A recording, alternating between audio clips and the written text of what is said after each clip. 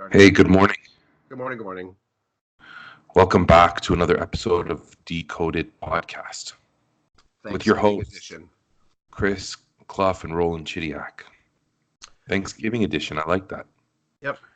I think we can tag it with something celebratory like that. You think?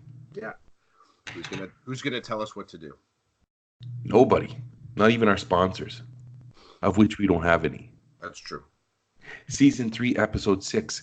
You and I just talked about, so I don't know about everybody else that listens to the Decoded podcast or watches the Decoded podcast or sees your tweets about the pictures you draw Mm-hmm. during the podcast that kind of our talk leads you to illustrate something about our time together. And so if people have seen them, I was just talking about it'd be really cool if we could turn those pictures into a book. Mm. Just it would be just neat to have them all in one place and be able to have it in a nice, neat format for people to enjoy. Well, I'm going to be selfish for me to enjoy because Access. Let's say for people to access. but not even, dude. Like I But don't maybe want them on. enjoys too much. Who Oh, knows if they sorry. enjoy? Yeah, yeah. Okay, sorry. You're right about that point. But like I don't see this living in a Google Drive. I don't see this living on a Google site. Like You I need want a something in your hands. traditional, yeah. Yeah. Like I want a traditional book that I can put here in our book library that we had built at our house, where if I want, I can just go and grab it and look through it and enjoy. I would enjoy and reflect on some of the pictures, but they mean something to me, right? Because you and Hmm. we talked about these things, and the next thing you know, you've drawn something. But I'll figure out a way. I mean, because one of the easiest ways to do it, but it's expensive. My kids saw this one, eh? They still don't understand. oh, what did they say when they? Okay, so Chris is showing us the Oh yeah, I'll put human it back that up. has his it was hashtag edu something something decoded season 2 episode 39 July 27th, 2019, and it looks like a man with his head up his rear end. Yeah. Okay, So what did they say when they saw that? it's funny. My son laughed.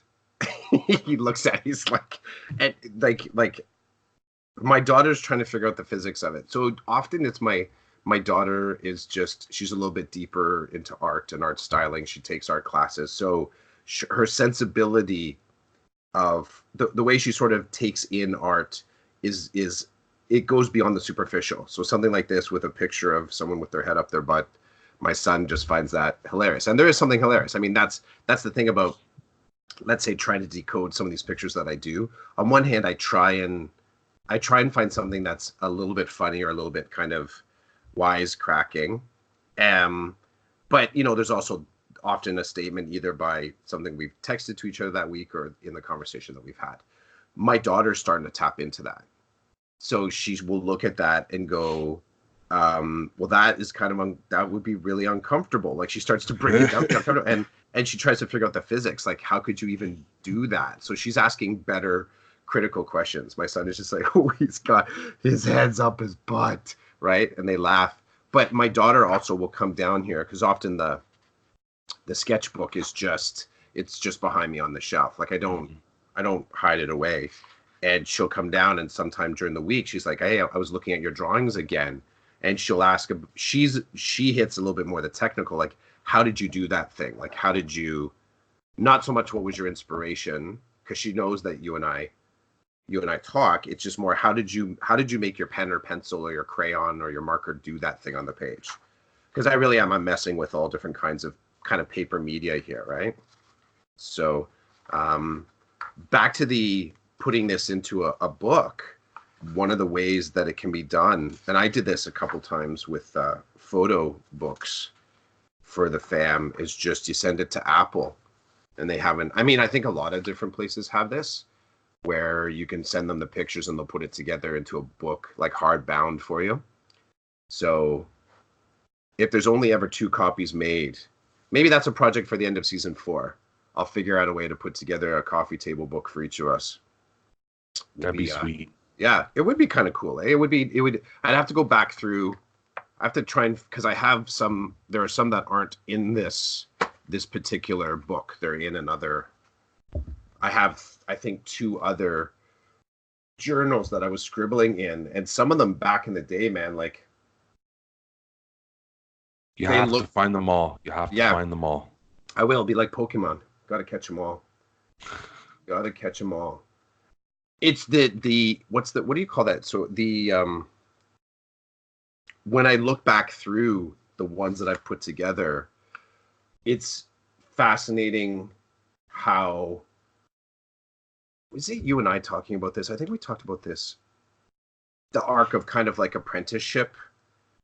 You and I talked about this at some point. I've talked about it in other podcasts too, but that idea when you first get an idea to develop something, whether it's art or it's your craft or it's just your physical health, you come at it and you're really energized and you're sort of doing, it's like an everything, all in everything, and it can look really, really confusing, but it's fun, and you're sort of like trying everything new. You're throwing everything at the wall just to see if it sticks, and then you kind of come around, like that's kind of when you're the apprentice, and when you kind of start to come around into the professional, you start to realize you strip it down. So it's not about just trying everything. It's about going deeper on fewer things. And then I think you come around to the arc again where your mastery of something opens up new areas of the unknown, and you kind of move back into that zone of apprenticeship again where you're just trying everything again, but it's sort of, you've leveled up. So when I look at the drawings, like I was looking at it the other day, some of the ones from season 1 are very, like, there's a lot of stuff on the page, but it's very concrete and explicit. And then, last week's, like, I would be hard pressed exactly. So that was last week's back there, the one I said, stay tuned. I'd have to go back. I remember some of why I wrote that, but I have to go back and actually listen to some of the content to tap into exactly why. But I showed it to a few people, and they know about our EDU conversations, our fatherhood, our life conversations, and they were able to attribute meaning to it. Like, they were able to sort of, it's almost like our conversation, this sketchy thing that I do, and the conversation that comes out of it almost feel like 3 different vibrant places to be.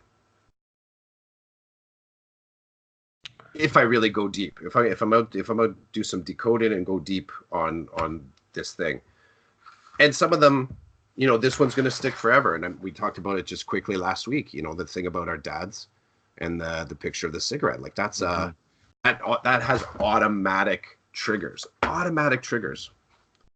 Then I go back through some of them. I'm like, I don't know what I was thinking. I don't know. It's good stuff, though. I appreciate you doing that. Like, I really do. It's like it's a total thing. Like, you do it, and nobody asks you to do it. You just do it, and I appreciate that you take the time to make that happen. Because it's the same thing. I see them, and they like that cigarette one is powerful just because it's so connected to our dads and lots of life experiences based on that bad habit. And there's other ones that, like, the head up the butt is just like, it's just awesome. Brings a smile to my face. And I know I took a bunch of them and I made a quick video, like a 1 second of each of them. And maybe I'll have to do that again. I'll have to kind of update it, but maybe the next level, though, I think is making them kind of stationary, so you can actually sit and enjoy. Yeah, you know what I mean? The video is cool because it gives you a little bit of that crashing wave of the almost like bombastic, or just like here's what all the conversations have been about. By the way, education and fatherhood is complex. But maybe there's something to sort of slowing it down and saying, we're gonna get present here for a moment. Like, we're gonna sort of just slow down, and if you want, you can just sort of think about this picture in a way that you're sort of not trying to figure out what we were talking about, but connecting to, does this thing have any meaning for you? You know, it'd be totally awesome is if you had like a true hardcover book. Mhm. On each page, there is the image, and then a small QR code in the corner where if you wanted to, you would go with your phone, you'd click on the QR code, and it would take you to a particular spot, a video that we've got on YouTube that could encapsulate Mm. that image in, you know, a minute's worth of video. I You know, like that. you pinpoint the time where it kind of something happened that really solidifies that image. Or even better, like, you know, you touch up part of the page in the book and you hear audio that goes with it. That's a 21st century type, That's like cool. a dreamland type thing. I would love that. Harry You, Potterish, you you know. know who could we could totally get some instruction or some tutelage on that is Tina Zita. Oh yeah. Tina Zita is like, she's trying to rock a project right now that is a little bit of a and Tina, I'm sorry if I'm not shaping this right, but it's a project where she's looking to draw together creatives, digital. I mean, she may be looking for, let's say, makers and artists in general, but she's trying to put together, as best as I can understand what she's doing right now, it's a little bit like a zine. So it's kind of like an independent digital magazine that could include art, photo, audio, created, created pieces like made in the real world. And she's sort of scoping through right now how to figure out how to make it kind of authentic and inclusive and make it be valuable to a community. Like, how do you sort of make sure that it's connected to community as well? So, but she's deep in sort of figuring. I don't know if she's done the a hard copy publishing. I don't know if she's done as deep on that, but her sense of design and organization, and there's almost like a figuring out the flow of thinking that goes through that. Definitely, I'll tap her shoulder. I like that QR code thing. With the first question that comes to mind though, is that too directive, as in it's sort of pushing the person to think about the image in a way that might be keep them stationary. Do you know what I mean? Like, if it goes to a specific, and this is just me playing with the tensions. Like, if I'm looking at a piece of art, and I've done the audio tour before, you sort of get some description. I'm thinking about the difference between interpretive information and just like not associative information, but specific information. So if I'm looking at a piece of art and they say, by the way, while the artist was painting this, there was a war going on in their country. And then right away you take in that knowledge and you sort of look at the picture again, and you may think to yourself, well, what is the influence? Now do I see the influences of the war on that piece of art? And it's like a single daisy painted in the middle of the thing. Like, right, you're forced to kind of like play with that struggle of, how do I make sense of now a daisy's being painted during a war? So, and the QR codes for me is like, it can take to a quote or a moment in the video. I like that. But I think I want to sort of stew on it a little bit to think about, do I want to take them to a specific, what would be cool is if it doesn't draw specific, like, yeah, fine, we have a QR code. If you want to listen to the podcast, here's the episode. Somehow being able to aggregate elements of influence. So, like I mentioned, this war going on during the painted flower picture. What if the QR codes take you to kind of like a picture that one of us posted on Instagram, or a tweet that was sort of like happening there, or a slide deck of a presentation that you had. So what we can actually do is kind of put in the snapshots that were existing around the picture, as well as the actual YouTube video, like the actual podcast. So we go from like this broadband of here's a whole bunch of stuff that's going on, down to here's our conversation, down to here's this weird picture that was put together, and then you flip it. So then all of a sudden the picture is the thing. While this picture was occurring, we had this conversation that was being fed by these outside influences. You got me started.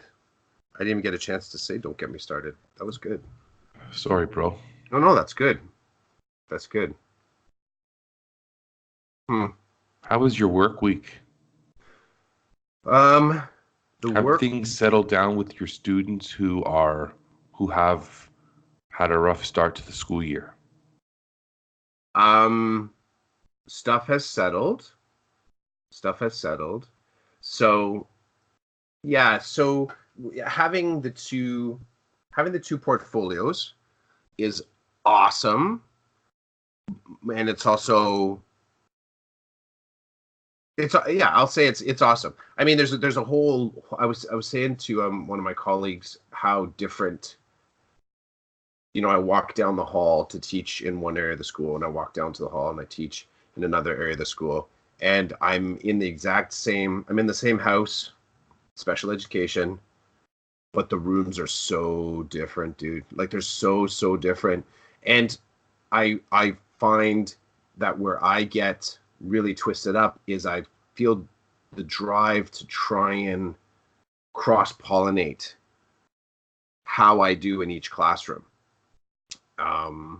So some of the structured teaching and structured activities that I do in the ASD community, I try and figure out how can I inject some of that activity into my grade 9 learning strategies class, and then things that I do in the learning strategies class where I want them to be, where they would benefit from kind of.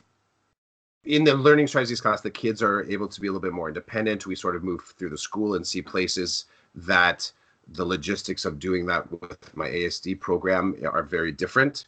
So I think, well, how can I sort of take that grade 9 learning strategies class and make portable the mobility and the connectivity that we do there and get my ASD kids out and doing things as well. So there's a really interesting tension. I don't know if I'm ever going to get to any answers. And because I exist in the middle, I think I'm naturally using tools in both places. To your question, the ASD community classes, I think we've kind of figured out our routines. So now it's just a matter of reinforcing the routines and sort of moving through the iterations of the routine so we can kind of like spiral up the learning. So the things that in the ASD classroom, my big drive this year is to get the students up on their feet and getting them. I posted a few pictures of, on Insta, and I think it crossed over to Twitter, the sort of the bin life. So these bin tasks that are sort of an all-in-one kind of box activity. And these bin tasks that I've been putting together for, this is the second year, are all representative of what I would say elemental culinary skills. So there's measurement, there's portioning, there's knife skills, there's side duties like doing filling salt shakers. So there are all these functional tasks that have real life representation. So that's what all the bin tasks are about. I also have what I would say, I have carts in the room, which are like these kind of rolly carts that have 3 drawers. So typically what I would have had in there before was kind of like sit down tasks, but they were more like matching and sorting tasks, as best as I can say. A couple of the students there'd be something for them to read and to answer, but I'm trying to move away from those things. Where I'm really trying to get to this year is the bin tasks work as the starting point, and then from the bin tasks, the students are up on their feet and they're cleaning the kitchen, cooking food, engaging in service, so setting the table, feeding each other, and sort of building community. And that's my next point, whatever that is, with that classroom, and moving away from the automaticity of the students coming in and sitting at their desk and waiting necessarily to be, okay, now it's time to get to your paperwork. I want them to be up and right away. I'm going to have some kids washing dishes, some kids folding laundry, some kids, maybe that's the day that they're going to be working on their preferred recipe, and their schedule will sort of like reflect that. So they can go and they can look at their schedule, just like I'd be setting a prep list if I were still running a restaurant. And if you were my salad guy, you'd be coming in, I would have set your prep list. If you were in charge of that area, you might set your own prep list. But for right now, I'm still setting the prep lists for the kids. And this year, having them all up, standing learning, standing room only. I'm sort of like pushing this year. But it's good. But I'm stressed, and I'm constantly in that mode of asking myself, why can't I make this work? Why isn't this working? So I watched this on Netflix. Do you ever watch Netflix ever? Yeah, sometimes. So there's a show on there. I watched it last week. I think it's a Stephen King collaboration. It was based on a short story I think it's called In the Tall Grass. Basic plot line. People walk into this side of the road in the country. They walk into the grass and weird things happen. And the grass is so tall that you can't actually see above the grass. So one of the scenes, I don't think it's, I'm hoping, okay, spoiler alert maybe, but it's not a big spoiler alert. But basically at one point, the characters manage to get their head up above the grass line and they're looking for a point on the horizon to walk to. And so they find this building that they want to get to, and then they start to move around and they say, okay, let's check again. And they sort of pop up and then they look to see, and the building's in the other direction. So it's no longer in the space where they just saw it. It's moved, or they've moved, who knows? But I feel like that's a little bit like what my current semester is about. I pop up, I see where I need to get to. I start to get into the nest of it and get things designed and done. And then I pop up again to see, am I still on the right track? Do I still have a bearing on that building or that sort of like that direction I'm trying to head to? And all of a sudden I look around, I'm like, oh my God, it's back in that direction. Now this is, the Stephen King story is like it's a fiction, right? But the sense of disorientation that I've had in September as to whether or not I'm designing in the right direction is both thrilling, fatiguing, and it's sometimes disheartening. Because like I said, I pop up and I try and figure out, am I moving in the right direction? I'm not sure I am. Well, sorry, like the show, I can see I am not. But then I start to figure out this weird kind of pattern, like if I pop my head up a third time, that direction, that point, it's going to be at a different point. You know what I mean? Like the first couple of times, you're like, this is messed up. I am now moving in the wrong direction. I'm designing not right. This chart isn't right. This Google form I'm designing just won't work.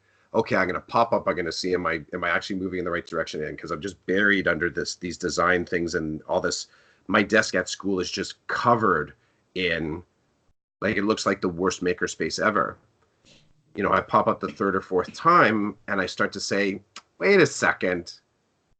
Why is it every time I look up, my destination is in a different spot? So I'm getting more comfortable, I guess, with not knowing necessarily whether I'm designing in the right direction. I mean, worst case scenario, I'm designing a whole lot of sort of content and material for the classroom. But it does it wears you down. It's that whole growth mindset thing we've talked about at least once or twice. If somewhere in Carol Dweck's book, it talked about growth mindset and the amount of anxiety it can cause when you really embrace it, or the heart palpitations, like that would have been a nice little warning, just a little, health warning on there. Like if you really if you're cracking off on growth mindset, it is going to stress you out. I'm going to call it pushback. I love the pushback or the alternative perspective on growth mindset. I love it. Me and Carol are good. We're good, but I'm just... Oh yeah, because you had her over for dinner, right? Yeah, we did dinner. We're all good. No, Carol, no, there's no cross promotion here. But it's, for me, that's a thing. Like, just, sometimes telling yourself that this is the grind. You and I've talked about this too. This is the grind. And if it's stressing you out, maybe you are on the right track. You're just not there yet. Keep pushing. You said a bunch of stuff that I want to hit on. The first one is the makerspace thing. I don't think there's such thing as an unorganized or a whacked out looking makerspace. I don't believe that. I think everybody's space will be different. And so you say that, and I'm like, no, Clough, don't go there. I think makerspaces can be anything and everything. Number one, my personal opinion. Number two, you and I both have talked about growth mindset and the other side of it, the dark side of growth mindset. You know, there are people who have a growth mindset for things that we don't value, but they still have a growth mindset. And so you got to be careful. You got to be careful. You know, that's all I'm going to say. I don't want to go down that rabbit hole. But you and I have both talked about it enough times. You're muted. I got to be. Yeah, sorry. See. That's the passion. I jumped right in. I'm like, damn. I did the good thing to mute because I'm making a bunch of fidgety noises on this end. Just to clarify, like I should be more careful. Or are you sort of like the royal we got to be careful? The royal we. So you're training kids on the whole growth mindset thing, and you know, what if they decide they want to do something antisocial or just not positive, and they use the growth mindset toolbox to get there? I mean, we've talked about this, the other side of everything you do, right? The other side of I'm on. So you know how like 98% of people, somebody does something awesome or is doing something awesome and shares their work and everybody loves it, but only 98 or 99% of people out there who see what you're doing will jump on and use what you're doing as a model for them to improve their practice or do whatever they want to do, right? 1% will jump on and do the work. The 99 don't. But we know that. And people depend on that because then their star continues to rise, knowing that people aren't going to do these awesome things that like, for example, in the education world, right? Like you and I are guilty of having shared our stories about certain things we do that works really well for us and our students, and we share. I honestly share for a couple of really good reasons, but there's a bad reason that lives there too. The bad reason is that even though I share my method and my process to something happening, 99% of people who read it are going to be like, this is awesome, but they're not going to do anything about it. And I know that. And, you know, these people who are out there who are doing the circuit and doing their motivational talks and stuff, they're getting paid a lot of money to talk to people with the hope that people will jump in and do certain things or be motivated by certain things. Only 1% will be motivated and do something. The other 99 aren't going to do anything. So at the end of the day, there's that dark side. And I love to shine the light on the dark sometimes just to see what's going on back there. I love to flip the script because growing up, I didn't look for the dark. I just always saw the light, which is great. But you got to know what's happening behind the scenes too. I really believe that. It provides you with a whole picture, and then you can make decisions based on that are, I guess your decisions are probably more sound or have more depth because you've examined the different perspectives. But anyway, the growth mindset thing, you and I, we've gone back and forth on the dark side of the growth mindset. It's there. People don't want to look at it, but it's there. And the makerspace thing, I don't know if this is part of like my age as I grow older, and it's that thing about entering my 18th year of teaching. I'm starting to see things a little bit differently, but I just feel like I'm a lot more, in some ways, I'm a lot more open to what's happening around me, the differences, the changes, the new ways of operating. I guess I'm probably also close-minded to a lot of things, but I'm not thinking about those right now. I'm just, I'll give you an example. The other day I was talking with two of my colleagues, and we were on retreat, and the boys stay in one section of the building, the girls stay in another section of the building. But then the facilitator said, do you have any students who are in transition, who no longer identify with the gender that they were born with and have decided that they just don't identify with that gender. They identify with the other gender or no gender. It and it was interesting because I've not had this conversation with anybody, and it doesn't generally come to my mind as I'm working with my students day to day. But it was in today's time, it is a valid question, and the intermediate teacher said no, not that we know of, because the facilitator said, okay, I just because as I direct people to the dorm areas, we will make accommodations if somebody says like I don't identify as a female, I identify as a male. I want to stay in that section of the building. Well, we can't do that for a number of reasons, but we can give them their own spot so that they're not in an area where they don't identify or it's a real issue for them. And then so that said, and the response is we don't have anybody that we know of who is going to bring that issue up. It could come up, but we're not aware that it's going to happen right now. We're not there with our kids, or there's no information to guide us there. And that's good. So then we walk away, and as we're walking away to the next activity, I'm talking to the two intermediate teachers, and we're just talking about how this is relatively new to us, like this whole idea. And I think it's new to many, but you're looking at, three teachers who are in their late 30s, early 40s. And we're thinking from our vintage, back in the day when we went to school and we did these things, if there was talk of this, it was very hush hush. So if there was talk of it, we had no idea. And all three of us agreed, like, this is new to us. And then the question was, dropped about, well, how do you feel about it? And my response was, and I think this has something to do with my life experiences. If someone feels so strongly about who they are not, I'm not interested in questioning them. I'm not interested in stepping in front of them. I see it's hard enough to live your life and be happy with all the things that are happening and how fast the world is moving, right? Like, it's incredible. And at the end of the day, I want the people I'm surrounded with to be happy. Just like you're alive, and just be thankful and look around and be grateful for what you have. And I'm not going to get in somebody's way that says I don't see myself as a female. I see myself as a male, and I'm not sleeping in a dorm with girls.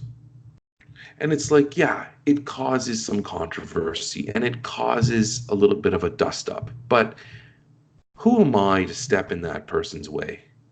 Right? Like, if it had meant, okay, that kid's gonna sleep where I'm supposed to sleep and I'll sleep on the floor in the gym, then so be it.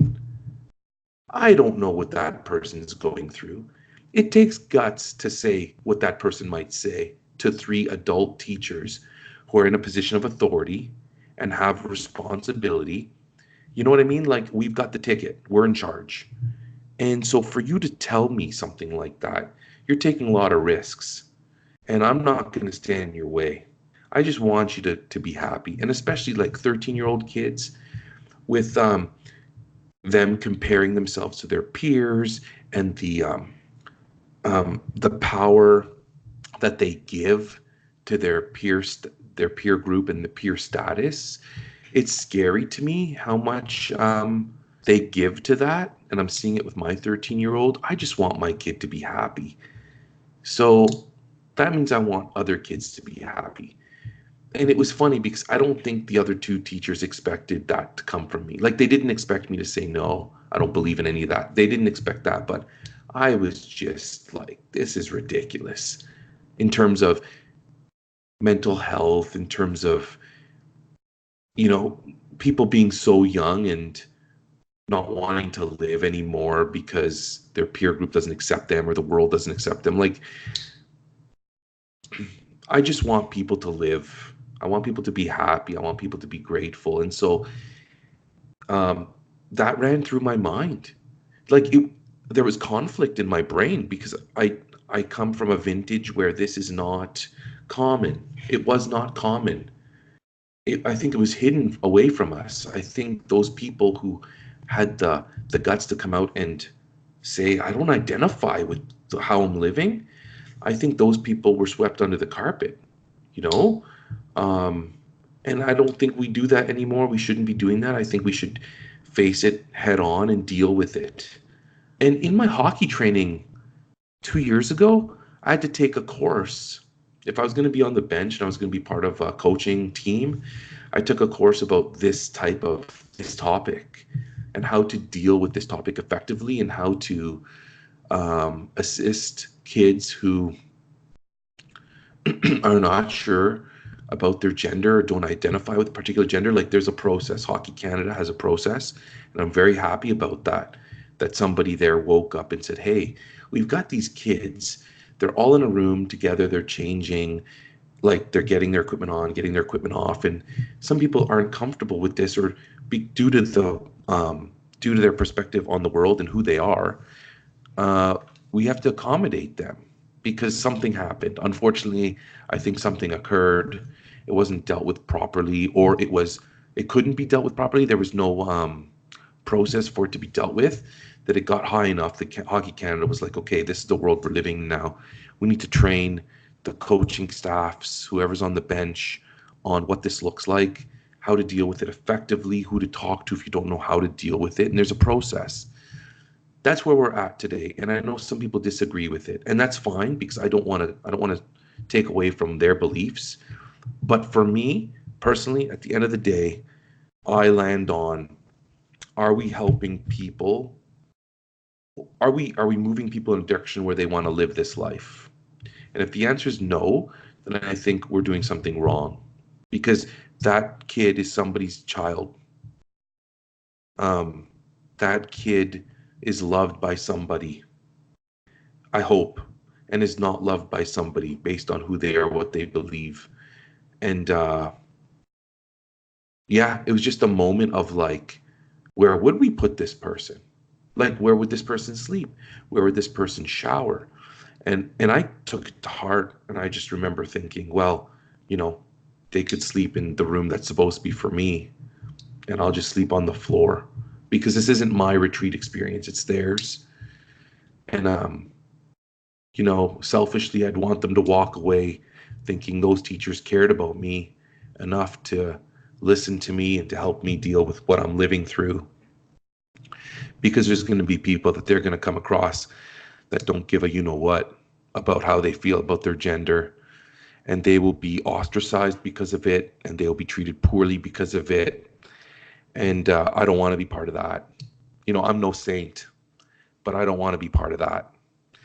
So, yeah, man, the world we're living in, like, I don't, it's weird. Like, it's weird. It's weird to me, but when I look at my North Star, it guides me in the right way. It guides me to what's important for these kids, because we want them to grow up and to be. I want them to be responsible citizens, and citizens that give back to where they live and how they live.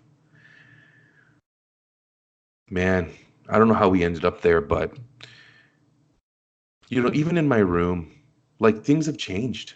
Like I've had kids tell me that they have two dads, they have two moms, as much as the kids that say, I don't have a dad, or I don't have a mom, or I don't have either. I live with grandma. And that's just, it's just how we're living. And I just do my best to be as open as I can. Like Mother's Day and Father's Day now, these days in school, It kills me, man. It kills me because when I started teaching, whether you had a dad or not, you still participated. You didn't say anything really that you didn't have a dad, but you still made the Father's Day activity. Now, kids will say, I don't have a dad. So, like, am I participating? In grade 2 and 3, they say that. And I always land on, hey, listen, you know what? You can make this for whoever is in your life that takes care of you and loves you the way we talk about the love that a dad might give. So your mom, she might get a Mother's Day gift and a Father's Day gift. That's awesome. That's up to you. And I tell them this is more than just because some of them are like, well, I'm not doing it. I'm like, well, hold on here. Slow down. Let's come talk to me. Like, let's talk about this. And I land on this isn't just a Father's Day gift. It's a writing activity. It's, there's oral expectations I'm looking at here. You're going to be conferencing with me. So there's some summative assessment. Like, there are pieces to this that are not just you're making a gift or you're writing a card. That's the fun part. The part that's not so fun maybe for me is that this is connected to the things I'm supposed to be teaching you, that I'm supposed to help you learn. Now, if it's going to be painful for you to create a Father's Day card because your father's gone, passed away, or you never knew him, let's turn the script. Like, don't call it a Father's Day gift. Call it a thank you gift for your mom or for your grandma or for your uncle or for whoever you feel takes care of you in a loving way, and you want to honor them on this Sunday or Saturday, whatever you want.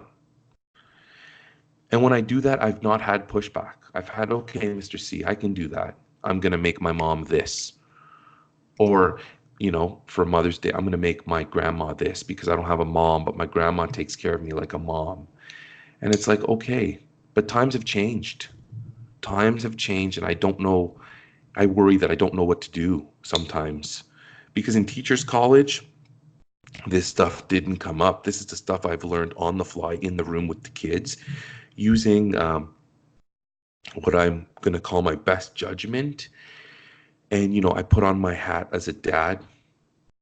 I put on my hat as a parent. I put on my hat as somebody who, at the end of the day, I want these students to think good things about our class.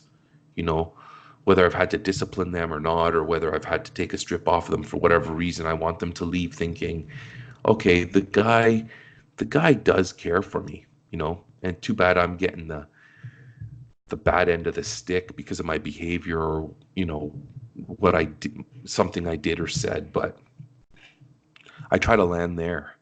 And I know I don't always. Like, I was at Friday afternoon. My oldest son was playing in a flag football tournament, and I was lucky enough to be able to pick up my youngest son and take him with me to watch his brother and my oldest son play. And it was really cool because as I was there, I saw a lot of former students that I had taught from my last school, because they were playing, they had a team. And then there were kids that I taught there that had transferred to other schools that I saw. One of the students I saw was my Syrian refugee student that I taught years ago. And it was a great moment. I saw him and I said, "What's up, man?" And he's like, "Not much." And we were chatting. He's in grade 8 now, and he's at a different school from where I met him. But when I said, my youngest son said, "Who is that?" And I said, "That's so-and-so." And I was his first Canadian teacher. And I was like, it was a moment of pride. Like, I felt good. Like, this kid's thriving. He's playing on sports teams. He's having fun. And I take pride in the fact that I was his teacher when he got to Canada and was thrown into school. I love it. It feels good. And so I'm gonna milk some of that. But as I was looking at the kids, it was funny. Some of them came over and said hello. Some of them didn't. And the ones that didn't are the ones where, my goal with my students, that didn't come to fruition with them, unfortunately. Things got in the way. There was too much of me seeing certain things from them that I could not reconcile, right? Like, things had to be dealt with, words were spoken, discipline occurred. There are certain things that can't happen in the classroom that those kids did a lot of. And so there's, probably for them, they're like, oh, there's that jerk, Chidiac. I'm not going to go say hi. And you know what, though? I'm mature enough and experienced enough to tell you no worries. Because again, at the end of the day, I don't want to cause people harm. And so if that means that you stay away, that's fine. Like I don't take it personally. That's I don't take it personally. They're not my kids. They're kids that I was charged to take care of and to teach, and that's what I tried my best to do that. But they're not mine, so I move on. I move forward. But it was a cool experience. It was a cool experience, and seeing some of those kids and having them come over and talk to me, it made me feel good about mission accomplished. But it's never going to be accomplished with 100% of my students, and that's a reality. But every day I work on moving forward and trying to be a better teacher, trying to learn new ways of dealing with situations that can harm trust and relationship. But that's part of my growth. And I recognize in the people that I dislike, right? In uh, the teachers that I've worked with, like as a professional, the teachers that taught me as I was growing up, I have a little bit more empathy for those situations than I did, you know, last month and last year and 10 years ago. There's still that piece in me that hurts when I think of certain situations in school, but I have the awareness and the understanding that I was part of whatever problem occurred, and it's unfortunate, but I use that to fuel me to move forward and try to be a better teacher and a better person. So I've lightened up a little bit, I guess you could say, and all of it lands on trying. I'm in the line of work where we're supposed to be there for kids as best as we can be. We're there for the kids, and we're there to help them move forward. And sometimes it's really easy, and sometimes it's really hard. But what do? You just keep going, right? Yeah. Yeah, there isn't a choice. There isn't a choice. I'm bunch of bits you touched on. I I dig that the conversations about um, kids in transition. I dig that. I like that it's happening at elementary. I appreciate the paradigm shift that creates. It makes you question systems. It makes you question personal opinion and values. It makes you question what have you been paying attention to, if this is surprising. Like there's so many layers to it that are in addition to helping the kid out. Um, but I dig your thinking, and I have to be honest. Often when you some of the things you say about working at elementary, my automatic reaction is I appreciate that as a parent, as a father, that schools are having fully fleshed out conversations about that. Um, Whatever questioning my own children will go through, I like to I like to hear the moments where the education system is in the midst of this sort of self gut check on topics that on the surface can feel like they're a little bit too, maybe too private, maybe too personal. But I think these spaces are starting to, the individuals, I think the safety is that the individuals that are going through these big moments, these transitions, are becoming more comfortable with pushing back and expressing themselves. And there's the dance there between, is it the system that's becoming more compassionate, or do we have the individuals that are becoming more um, clear and demanding in their needs? There's an interesting dance going on there between the two. It's a similar type of conversation that's happening at secondary. Um, I don't know which has been moving faster or slower. I think as a whole, we're seeing a shift. We're seeing a positive shift in education towards more um, towards sort of understanding and really going deep with the kids that are in front of us, and recognizing that the school in itself has a lot more, sort of being in a school, that curriculum and marks are only one part of a school experience, in the same way that teaching and assessment for the adults, there's a lot more to it than that. Finding the time to sort of figure out what you've learned from that can be challenging. I remember back in the day when I was running restaurants, and I was a working chef, so I would be spending some time doing the sort of behind the scenes stuff of writing and tweaking recipes and doing staffing and costing. And then there are other times where I was on the line working the grill, or in the back doing prep work. And I always felt like it was a very invigorating place to be. At the same time, it was a chaotic place to be, because any of the things, it's really difficult.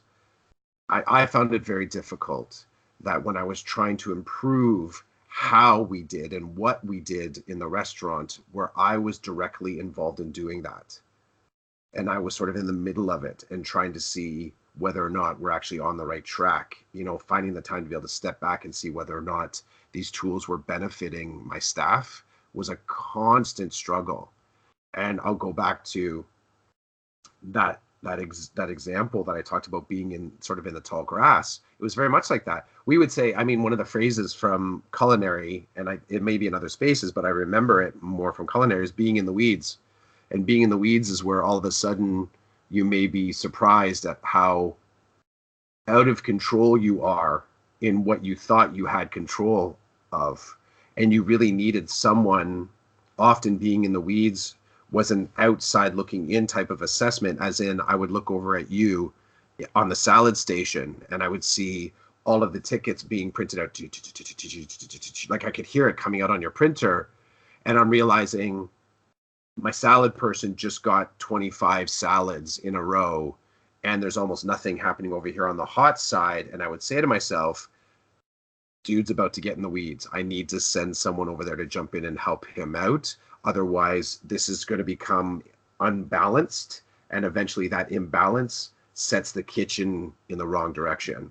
So, thinking back to education, the moments of recognizing that we're actually in the weeds is so critical. And I like that there's some great leaders out there in the digital spaces that are reminding us that we are actually in the weeds, and we need to start paying a little bit more attention to the people that are kind of lost in the weeds. I think of Debbie Donsky. I think there's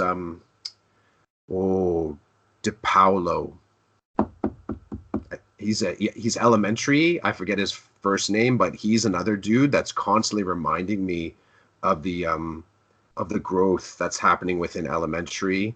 Then you have other people outside of Canada, like Val Brown. There's this other dude, his name is, well, I'll put Doc Stater in there, but basically there's a lot of people in there that are kind of reminding me that just because you pop your head up to see where you are, that you really are dependent on someone on the outside saying, over here, I can help you out. Let me help you out with this thing. And I like that this topic, as far as students in transition, I like it. I like that it's difficult, because I like that it's difficult not for the kids. I like that it's difficult because we realize what we might not have been paying attention to. Last example I'll throw in on this, and then you jump down. Right now, my mom wants to, it's a random but connected idea. My mom wants to start texting. And she's suddenly being confronted with the distance between the flip phone and her understanding of the flip phone and what she needs to be able to text with the rest of her family. So my household is primarily Apple. I think my sister's Android. Texts will move regardless, and we know they're multi-platform. But in talking with my mom, having to explain to her what this device is, like what it actually is, and it's more than it's more than a computer. It's more than a brick of glass and plastic. Like, there's more to it than that. And especially because she holds this flip phone that doesn't have any of the connectivity, doesn't have any of the tools, doesn't have any of the stuff that she needs to move to this next space. I could say that she hasn't been paying attention to her learning. She's kind of had the same phone for the past 10 years. And if you haven't been evolving with the tech in the last 10 years, it's a challenge to sort of like all of a sudden jump. Like a simple thing is like, I want to start texting. It's not so simple.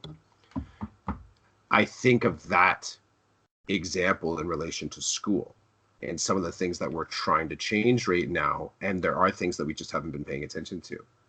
We're sort of assuming that the system is kind of like aggregating everybody and we're all on the same page. School very much right now feels like everybody gets to be on their own page in some way, and the system is trying to figure out how to ensure that that happens.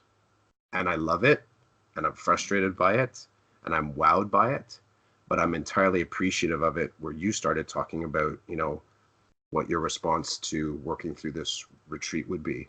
I think that's that wholeheartedly, one parent to another. I appreciate that you had that conversation because I think it'll spark growth in people. Won't be comfortable, but it'll spark growth and people will have to figure out how to exist in that.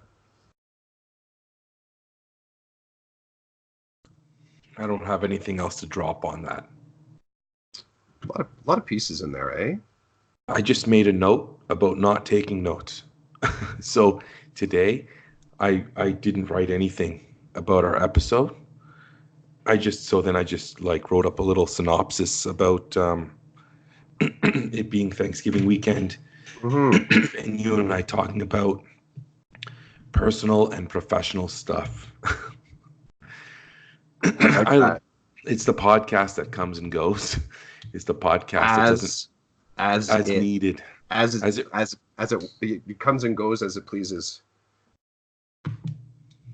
I love that about the podcast. I love that it's just you and I chatting. Yeah, well, part of it, I think, I'm still looking forward to someone wanting to riff on what we talk about. I really am. I won't say it's not like I'm not saying that it has to be. Yours and my angle is fine, but I am looking forward to sometimes somebody saying, hey, you know what? Here's like for them to like it's like they're like the third person in the conversation. And I know that as soon as we publish this, there's a whole lot of third persons in the conversation. But I also think to myself, like, what are they thinking? Like, what's it? We talked today about developing a new kind of perspective and new systems in order to, well, in this case, you know, help my mom, help students, right? And the value of that type of growth in ourselves, but also in our systems. I think about the third person, the person that's not in this conversation right now. What's their perspective? I would really appreciate if anyone ever pushed back and sort of was able to kind of throw down on that. Because again, we benefit from the privilege of saying we can come and go as we please. We can talk about this from a position where we can enter and exit this conversation when we want to.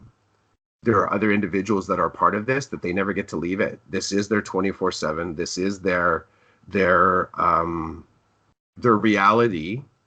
And my hope is that if someone's listening to this, that they hear us talking about it and they see us as in alignment with them. They could reach out and ask us some questions. But I also look to our colleagues working through this. I would love to have further conversations about this and on the ground conversations about what does it mean to sort of work through this. But hey, we get to come and go as we please. Others will too, and others will choose to reach out to us or not.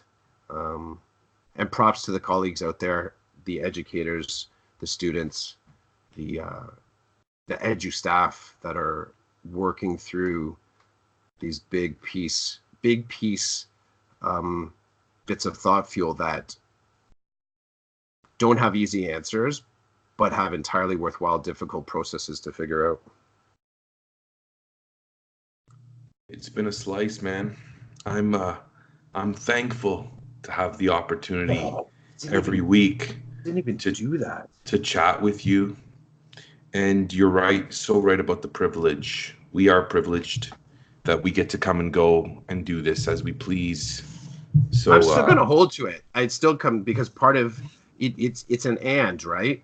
You and I have spaces that do demand where we can't do that, and you've had that necessarily. Like I'll say previously with your previous podcast, we talk about reflective practice, where it was scheduled, it was regimented, there were pieces that had to be like that.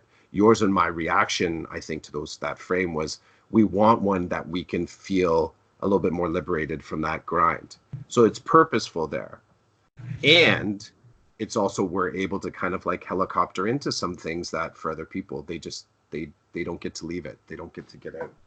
well, and I love that, like, so yeah, that the other podcast was different and it required different things to happen, but my learning from it has benefited me huge. Mm-hmm. Like the fluency that I gained from that has only been brought to this. And it was funny. I was one of the guys I was talking to the other day. He was telling me about his brother was on a podcast, and he said to me, "Can you help me find the podcast so I can listen to what my brother said on the podcast?" And I was eating lunch at the time, and I almost spit out my food, like because it's such an innocent request. And he's like, "Well, you're techie, so I think you can help me with this." And I didn't say anything. Like here I am, hip deep in podcasting, right? Like relatively fluent and capable of starting one, sharing one, like dealing with the technical aspects of one. And I'm sitting beside someone who says, "Hey, my brother was on a podcast and I really like to listen to it. Do you think you could help me find it on the internet?"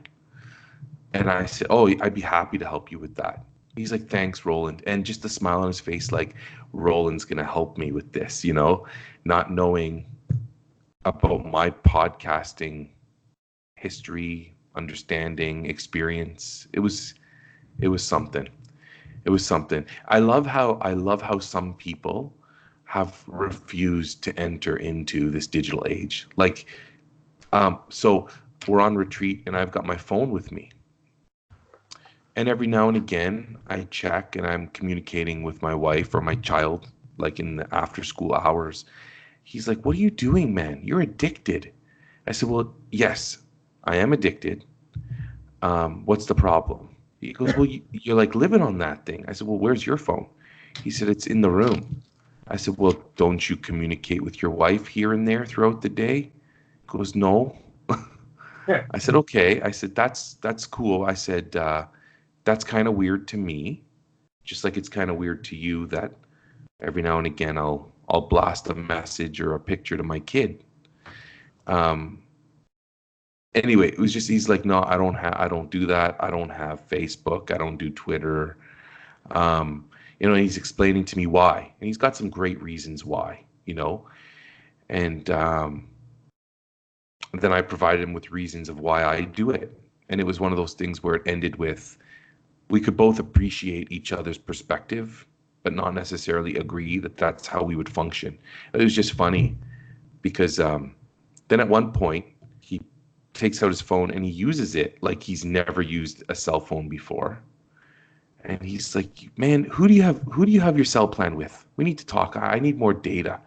I need more data. I don't know what to do." It was so funny. It was like talking to if my dad was still alive, it'd be like talking to my dad. Well, dude, Like it's like talking to my mom and her saying she wants to start texting. it's the Just out of the blue, she wants to perfect, start. yeah. Yeah, she wants to start texting, and I'm like, cool. And then right away, you're confronted with the crap.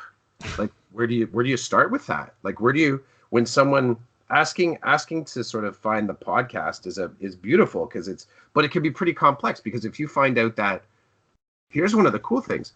What if you find out in that process that they're comfortable using their phone, but they're not comfortable using their computer?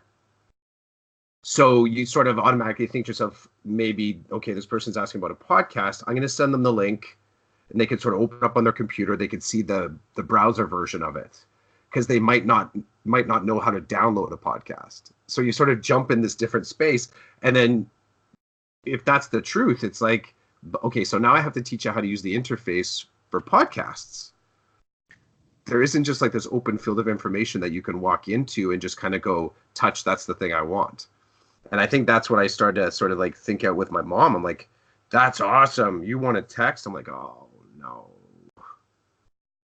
What is the process? What is the, and this is where I go into my ASD community classroom, because I say to myself, okay, I get information from a parent saying that the student's preferred recipe is a toasted bagel. I'm like, yeah, that's so simple. No, it's not.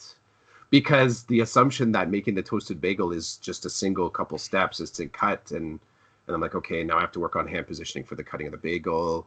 Okay, now I have to sort of work on the safety for the actual toaster. I should work in the cleaning of the toaster. So you have this really simple, I guess the word is entropy, that sort of like just breaks, simple concept that breaks into these multi pieces. It's interesting, eh? That Like, person with your thing, they're probably think with you, like you contact your spouse. Geez, you're even getting into like family counseling at that point. Because if the person is actually saying, yeah, I don't really communicate with my family on the phone that way, like something in my brain is like, oh, like that's like an emotional connection for me. Like I do that because I want to be a good father, and like it gets really fast. I love it. my family even played a trick on me while I was away. I like My that. son had a hockey practice, and as you know, I take him. I take him to his hockey, and I enjoy being there, and I enjoy being with him. And so one of the nights, my wife had to take him, and so her and my oldest son played a trick on me where my son texted me and said the practice was at 5:30. My son texted me at 4:45, which is the time that my youngest should be at the rink, saying that my wife's still at work. She hasn't come home yet, and and that my my youngest son was in his room crying because he was late for hockey. So I see this message, and I say to one of the teachers I'm sitting beside, I need to get up and go. I need to deal with a family thing. I'll be back in 10 minutes. They're like, yeah, whatever. So I go and I text my oldest, and I'm like, okay, I'm gonna text your mom. We'll figure this out. Don't worry about it. So I text my wife, and I'm like, hey, what's going on? Hockey's at 5:30. And she wrote back, she said, no, hockey's at 6:30. So, and I'm still good. I'm still at work. I'll be home in a bit. Take him. And then, so I'm like, no, check the schedule. It's 5:30. He needs to be there around this time right now. And then she responds like, oh crap. Okay, I'm leaving now to go get him. So I'm like, okay. So then I text her, and I'm like, okay, I'll text one of the parents that I know will be there to go and tell the coach that Will's gonna be late. And like that he's gonna be kind of stressed. So he's late. It's our fault. Kind of let him. He doesn't need more stress. So let somebody know so that he doesn't walk in at 5:25 and they're like, "Where have you been? Where are you?" Right? Mm-hmm. So I tell my wife that. And so I tell her, okay, I'm going to contact somebody. So then I go and I contact somebody and I say, hey, are you at practice? And they're like, well, I'm just driving my daughter somewhere and I'm going back to the rink. And I said, okay, when you get there, can you talk to the coach? And I give this whole thing. And then I text my oldest son. And I'm like, how's the little one doing? And he's like, he's still crying in his room. I said, okay, I'm going to call you in 2 minutes. I want to talk to him. Mom's on her way home. So I do all that. And then my phone rings. And it's my wife and my oldest son calling me from the rink to say, we got you. And I'm like, hold on, what do you mean you got me? They're like, we're here. We've been here the whole time. We're just messing with you. And I'm like, okay, I just texted that parent. And my wife is laughing. She's like, I saw her when I came in half an hour ago. They saw us. Didn't she say anything about like, they're here? I saw them. And I'm like, no, nobody said anything. So I'm like, listen, I got to get back to work. Like I'm working. They're like, okay, we thought we'd play a joke on you. And I'm like, that's fine. Get off the phone, text the other parent back and basically say, sorry, my family's playing tricks on me. It's all good. And then you don't need to talk to the coach. And she's like, okay, thanks for letting me know. And then I went back to work. had I not checked my phone, or had I just not had it with me and get the message, if that truly was the case, if my wife did make a scheduling error and my youngest was at home bawling in his room and I couldn't help, I'd be a little bit sad after the fact that all this happened and I wasn't able to help. Now, mind you, what I was doing, like I was not standing in front of a group of people instructing them. So it's not like I'm teaching a lesson and I'm checking my phone. It's not like that. I'm with the kids and I'm supervising. I'm there as a supervisor and to support, but I can still get a message and say to the people I'm there working with, hey, I need to step out for a second. I got to deal with something. Because there's enough adults to we all played that way, right? Like there are moments where the other guy said, "Hey, I'm going to step out for 20 minutes. You got this?" "Yeah, I got this." And the female teacher would do the same. "I got to step out for 15. You got this?" "Yeah, we got this." Um, and so that way is pretty cool. When I'm in my classroom, I don't have that option. And you know what, Chris? Something I've not talked to you about. Over the past 3 weeks, I've gotten calls on the phone in my room saying, "The secretary from your kid's school's on the phone. Can you talk to her right now or do you need to call her back?" I'm like, oh, for goodness sake. Like it's that moment. You're in your classroom with your kids and you get a call, something's up with your kid. What do you do? It kills me every time because I can't just leave. And I think I shared this with you the one morning. See, here's a perfect example of me not playing with my phone. I'm in my classroom. I'm setting up. I'm getting ready. The bell rings for me to go on duty, and it's raining outside, which means now I have inclement duty. And I've not checked my phone because I've been prepping for the morning and I've been doing my job. The phone rings. I pick it up, the classroom phone, and my secretary says, um, the secretary from your kid's school just called. I hung up on her by mistake. You might want to call her back." And I'm like, I can't call her. I have duty. Like, I literally have to hang up the phone and go do my duty. I don't have enough time to ask anybody around me, "Hey, can you jump in for 5 minutes while I figure out what's going on with my kid?"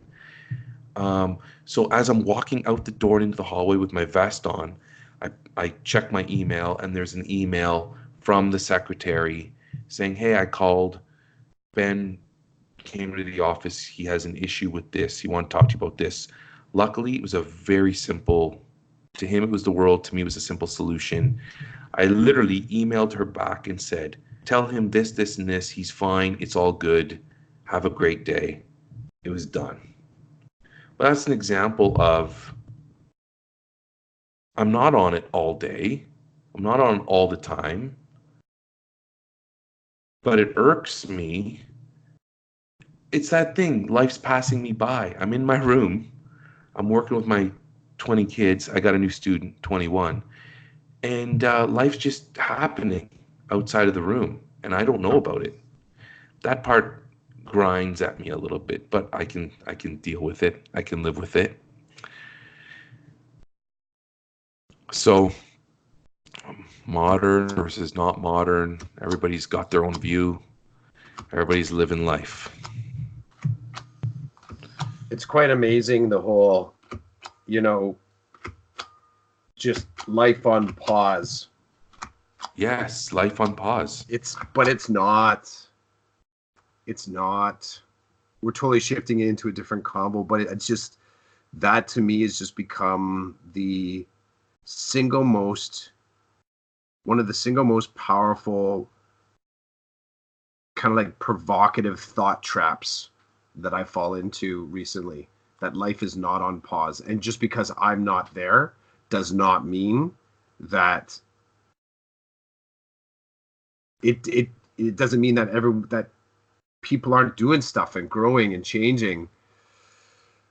Oh, hitching the dad style. Like, my kid walks in the room the other day and I'm looking at her. I've had more moments like this with Madeline than Jake. And I see her sitting on the couch, and she's sitting on the couch and it's like her feet reach the floor. So she's sitting full back to the back of the couch, butt is on the seat, and her feet are on the floor. And I'm like, when did that happen? When did that happen? Oh. So, but these moments, you're right. And, when you're in the classroom, I remember Michael Tudor, who is, props to you, Michael Tudor. Hope you're still doing your thing, because it was amazing. I had him as my homeroom teacher at Oise for, it wasn't called homeroom, but it was basically our homeroom for Teachers College. And he used to always say how, the kids, your kids, they draw your day out of you. It's like I forget the comparison he kind of made was sort of like like you could be having the worst morning ever, and you get in the class with your kids and it just kind of gets out. If you let it, it'll come out and you can sort of like work it through. That's only part of it. Yes, that happens. But what is also interesting in that moment is that you also get into like this little bit of like mirage mindset. Like the only important stuff that's going on is with those kids in the classroom. And I don't think I had a full appreciation of that before I had my own children. But when my real life kicks in, as in my life outside of the school, teaching's real too, but like my own personal real life kicks in, and when it jumps into school life, work life, let's say, it can be quite astonishing. And it reminds me of how far my mind wanders from my family when I'm taking care of other people's families. Like that's kind of what it comes down to. Not a bad thing, not a good thing, but definitely a thing. Well, on that note, yeah. I'm going to go tend to my family. Only God knows what's happened downstairs while I've been podcasting up here. Well, I know in part. I checked my messages. I didn't get a text, but I know Karen's left for rehearsal. I can hear the cat running around, like doing just, so that means that the cat just loves the kids. Like the kids go to bed, the cat sits outside their door and just cries. Like, wow. Can't do that. Oh yeah, it's like a dog. It just, I'll be holding the cat, or Karen will be holding the cat. It's completely asleep. It's chilled out, purring. It's like a nice little meditative moment. The door upstairs to one of their rooms opens. The cat's just like, what?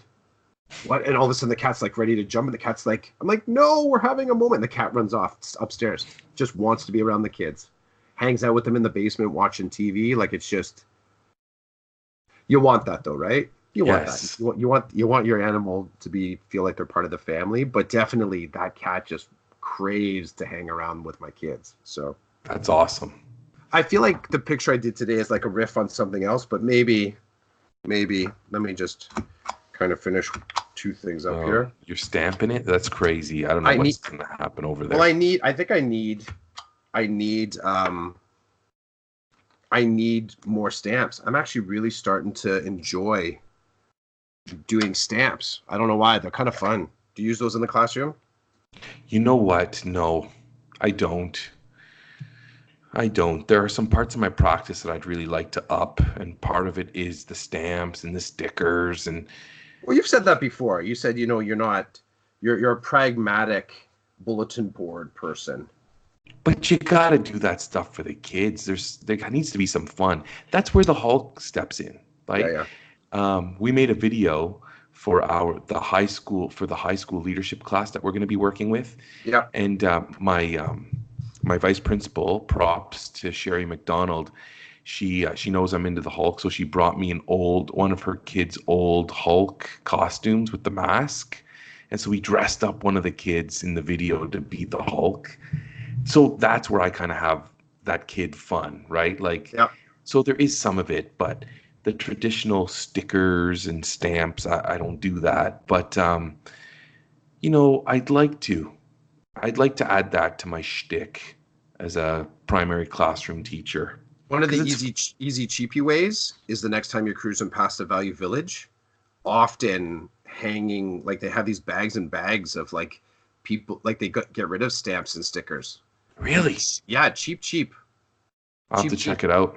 And it's, like you'll get a Ziploc bag of different kind of creatable things, bags of, stars and happy faces and just different stuff that, whatever you're keeping on your desk just for quick grab.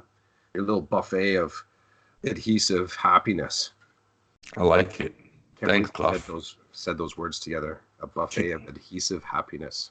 Can we see the pic? Yeah. Let's see if it translates.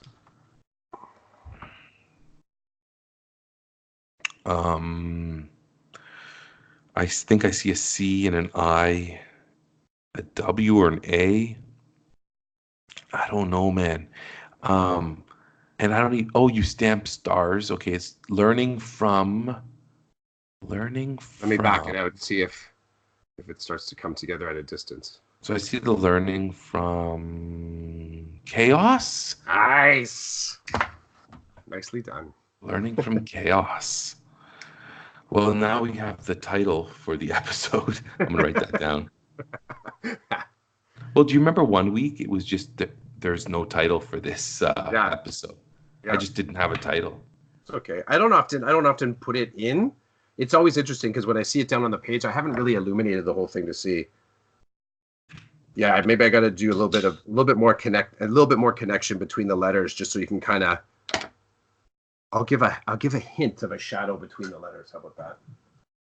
You Cluff, do you do what you do, you. man. I I don't know. I'm sorry, I jumped on that right away. I had a feeling like you're gonna like Cluff. You just do what you gotta. You do your thing, Clough. I don't know your thing. I I don't know. even pretend to know your thing. Always claim to know it either, dude. So I just kind of I let this conversation muse me. That's the thing, isn't it? You have a muse. Yeah. All right. Are you Oh, sorry? Just last question. So you're looking forward to that? You're getting the turkey. You're getting your turkey on. I'm getting my turkey on. My wife was in charge of an appetizer and a side, and I was in charge of dessert. It's all good. We've got it laid out and ready to rock. And I've got some work that I need to do, Yeah, me which I'm too. looking forward to doing today, like schoolwork. And man, there's nothing better. I know we keep trying to shut it down. There's nothing better. I think I told you this.